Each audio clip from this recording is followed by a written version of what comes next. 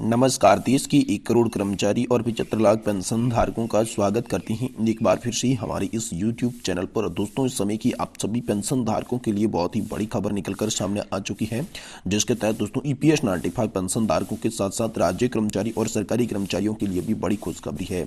जहाँ दोस्तों NPS के तहत भी केंद्रीय कर्मचारियों के लिए एक निश्चित पेंशन की गारंटी दे सकती है मोदी सरकार। कमेटी की रिपोर्ट हो गई है लगभग तैयार, इसमें आप सभी के लिए हो चुका है बड़ा ऐलान। वही दोस्तों, आज की इस वीडियो में बात करेंगे NPS में बदलाव किए जाएंगे, आकर्षक बनाने की तैयारी कर रही है सरकार। पुरानी पेंशन योजना और 8वें वेतन आयोग के गठन पर हाल फिलहाल में मच चुकी है रार। बजट में नहीं हुआ ऐलान तो होगी राष्ट्रव्यापी हड़ताल। साथ ही साथ दोस्तों, बात करने वाले हैं आज की इस वीडियो में कि 15,000 रुपए की सैलरी वालों को 58 साल की उम्र के बाद कितनी मिलेगी पेंशन। EPFO यानी कि कर्मचारी भविष्य निधि संगठन ने नया कैलकुलेशन किया आप सभी के लिए जारी। वहीं दोस्तों, बात की जाएगी कि सभी पेंशनर्स के लिए बड़ी खुशखबरी है। नई पेंशन योजना में उन्हें मिलेगी इतने हजार रुपए की पेंशन। जी हाँ दोस्तों, आप सभी की आधी पेंशन को लेकर बड़ी खुशखबरी निकलकर सामने आ चुकी है। आप सभी को आखिरी वेतन की 50% पेंशन मिलेगी। इसको लेकर दोस्तों हाल ही में एक बड़ा अपडेट आया है। इसके बारे में आज की इस वीडियो के अंदर महत्वपूर्ण पूरी विस्तार से चर्चा करने वाली है। तो चलिए सबसे पहले बात करते हैं कि NPS के तहत भी केंद्रीय कर्मचारियों के लिए एक निश्चित पेंशन की गारंटी दे सकती है सरकार। कमेटी की रिपोर्ट लगभग हो चुकी है तैयार। तो चलिए इस बड़ी खबर को विस्तार से समझते हैं आज की इस वीडियो में। लेकिन इससे पहले आप सभी से निवेदन करना चाहेंगे कि आप हमारे चैनल को सब्सक्राइब कर दें और वीडियो को लाइक जरूर करें। दोस्तों, आगामी वित्तीय वर्ष 2024-25 में दोस्तों सरकार नेशनल पेंशन सिस्टम के तहत केंद्रीय कर्मचारियों को बड़ी खुशखबरी दे सकती है। ये खुशखबरी NPS में शामिल केंद्रीय कर्मचारियों को पेंशन के लिए एक निश्चित गारंटी के रूप में हो सकती है। पिछले साल कई राज्यों की तरफ से फिर से ओल्ड पेंशन स्कीम को लागू करने की घोषणा के बाद केंद्र सरकार ने NPS की समीक्षा के लिए एक कमेटी का गठन किया है। जी हाँ दोस्तों, इस कमेटी की जो रिपोर्ट है वो आज यानी तय मानी जा रही है। दोस्तों, हाल फिलहाल में बात करें तो ओल्ड पेंशन स्कीम के तहत कर्मचारियों को आखिरी सैलरी का 50% राशि पेंशन के रूप में निर्धारित की जाती है और फिर महंगाई भत्ते के साथ साथ उनकी पेंशन भी बढ़ती रहती है। 1 जनवरी 2004 या उसके बाद नौकरी ज्वाइन करने वाले कर्मचारियों की पेंशन के लिए NPS प्रणाली लागू की गई थी, जिसके तहत कर्मचारी व सरकार दोनों एक निश्चित राशि NPS फंड में जमा करते हैं। ये फंड मार्केट से जुड़ा है और मार्केट के रिटर्न्स के हिसाब से कर्मचारियों को पेंशन दी जाएगी। तो दोस्तों, इसके विरोध के बाद जब कमेटी का गठन किया गया तो दोस्तों कमेटी की रिपोर्ट अब लगभग तैयार हो चुकी है। जी हां दोस्तों, पिछले साल कई राज्यों की तरफ से फिर से ओल्ड पेंशन स्कीम लागू करने की घोषणा के बाद केंद्र सरकार ने भी NPS समीक्षा के लिए वित्त सचिव की अध्यक्षता में कमेटी का गठन किया था। सूत्रों के मुताबिक कमेटी की रिपोर्ट लगभग तैयार है, जिसके मुताबिक NPS के तहत केंद्रीय कर्मचारियों को उनके आखिरी वेतन का एक निश्चित पेंशन के रूप में राशि जो है वो दी जा सकती है, मिल सकती है। तो दोस्तों, आखिर कितनी राशि निर्धारित कर सकती है सरकार, इसके बारे में जो असमंजस है, तो दोस्तों इसमें आपको बता दें कि सूत्रों से मिली जानकारी के मुताबिक सरकार आखिरी वेतन की 35 से 40% राशि पेंशन के लिए निर्धारित कर सकती है।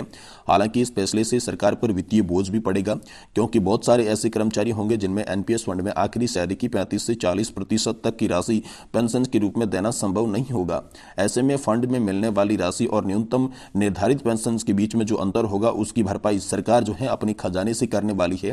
मान लीजिए दोस्तों, किसी भी व्यक्ति की आखिरी सैलरी 1 लाख रुपए है, सरकार आखिरी सैलरी का 40% निर्धारित करती है, तो उसे दोस्तों 40,000 रुपए की पेंशन दी जाएगी। लेकिन NPS फंड के तहत रिटर्न्स के हिसाब से उसे मासिक पेंशन 35,000 रुपए की निर्धारित की जा सकती है। तो दोस्तों, बचे हुए 5,000 रुपए सरकार अपने खजाने से देगी। लेकिन OPS की तरह NPS को महंगाई भत्ते से जोड़ने का सरकार के पास कोई भी इरादा नहीं है। इससे सरकार को बहुत अधिक वित्तीय बोझ नहीं झेलना पड़ेगा। ये दोस्तों हाल ही में सरकार की तरफ से आप सभी के लिए बड़ा अपडेट आया है। वहीं दोस्तों, NPS में कई बदलाव कर आकर्षक बन सकती है यहाँ पर जो है NPS स्कीम को, और इसमें पुरानी पेंशन योजना के साथ साथ 8वें वेतन आयोग के गठन पर हाल फिलहाल में रार मची हुई है। बजट में नहीं हुआ ऐलान तो दोस्तों राष्ट्रव्यापी हड़ताल भी हो सकती है। इसके बारे में बड़ी खबर आ रही है। देखिए दोस्तों, सूत्रों के मुताबिक केंद्र सरकार के NPS सुधार के लिए एक कमेटी की गठन की गई थी। ऐसी संभावना है कि आगामी सप्ताह में ये कमेटी अपनी रिपोर्ट दे सकती है। हालांकि इस रिपोर्ट में पुरानी पेंशन बहाली जैसा कुछ भी देखने को नहीं मिलेगा, केवल NPS में सुधार की बात ही इसमें शामिल रहेगी। केंद्र सरकार में पुरानी पेंशन बहाली और 8वें वेतन के गठन को लेकर हाल फिलहाल में रार मची हुई है। एक तरफ कर्मचारी संगठन है तो दूसरी तरफ सरकार है। न तो सरकार ने हाल फिलहाल में कर्मियों को यह भरोसा दिया है कि उनकी मांगों पर सहानुभूतिपूर्वक विचार होगा, उधर कर्मचारी संगठन भी अपनी मांगों को लेकर टस से मस होने के लिए तैयार नहीं है। केंद्र सरकार के संगठनों ने हड़ताल की चेतावनी दे डाली है। National joint counselling of action के संयोजक शिव गोपाल मिश्रा कह चुके हैं कि अब सरकार से कोई भी बातचीत नहीं होगी, केवल हड़ताल की जाएगी। सूत्रों का कहना है कि केंद्र सरकार द्वारा 1 फरवरी को लोकसभा में पेश किए जाने वाले अंतरिम बजट मिनट में कर्मियों दोनों की मांगों पर जो है वो शेखर सरकार कोई बड़ी घोषणा भी कर सकती है, जिसमें दोस्तों कहा यह जा रहा है कि गारंटीकृत पुरानी पेंशन व्यवस्था की बहाली चाहिए। जी हां दोस्तों, शिव गोपाल मिश्रा का कहना है कि केंद्र सरकार ने कई बार आग्रह किया है कि ओपीएस लागू किया जाए। अगर सरकार की मंशा एनपीएस में सुधार की है तो कर्मचारी इसे स्वीकार नहीं करते हैं।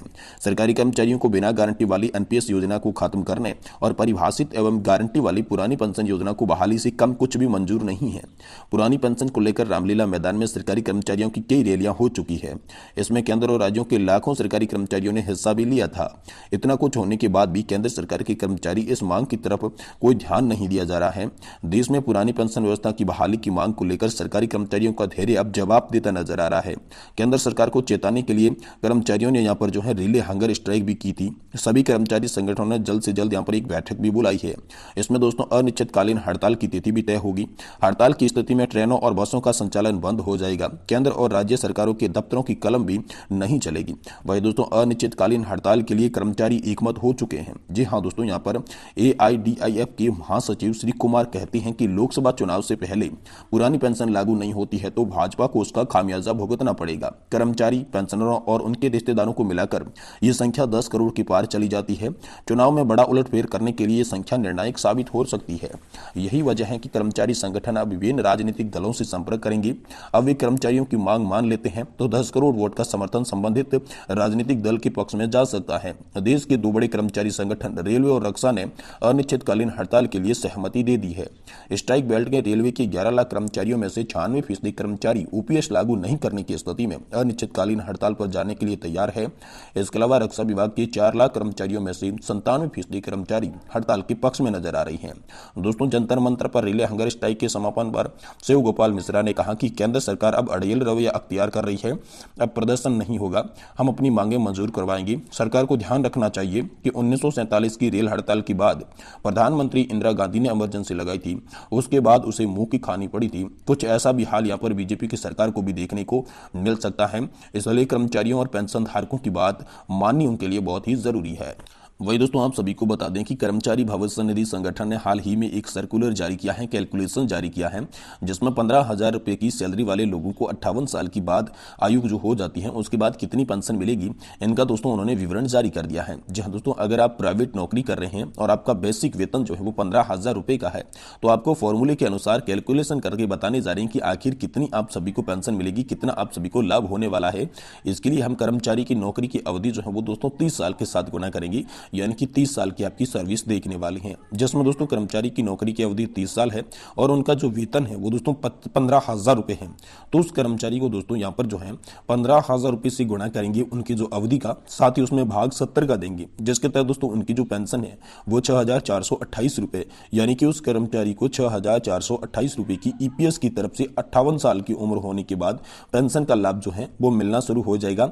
ये ईपीएफओ ने एक नया कैलकुलेशन जारी किया है, जो कि दोस्तों हाल फिलहाल में कर्मचारी भी यही मांग कर रहे हैं कि हमने लगातार 30 साल तक का कंट्रीब्यूशन दिया है, लेकिन इसके बाद भी हमें जो पेंशन है वो 1 से 2,000 या फिर 2 से 3,000 भी मिल रही है, लेकिन हमारी जो एक्चुअल पैसे जो पेंशन होनी चाहिए वो 7,000 या फिर 7,500 के पार जाती है। लेकिन ये जो सरकार है देने के लिए तैयार नहीं है, इसी को लेकर लगातार प्रदर्शन हो रही है। तो ईपीएफओ ने हाल ही में जो कैलकुलेशन जारी किया है, इसे देखते हुए सभी कर्मचारियों को बड़ी उम्मीद जगी है कि अब आखिरकार ईपीएफओ जो है पेंशन को लेकर यहाँ पर जो है मुख्य रवैया अपनाने के लिए तैयार है और हमारी मांगे जो है इसी साल मंजूर होने की बड़ी उम्मीद है। इसी के लिए लगातार दोस्तों प्रदर्शन भी हो रही है।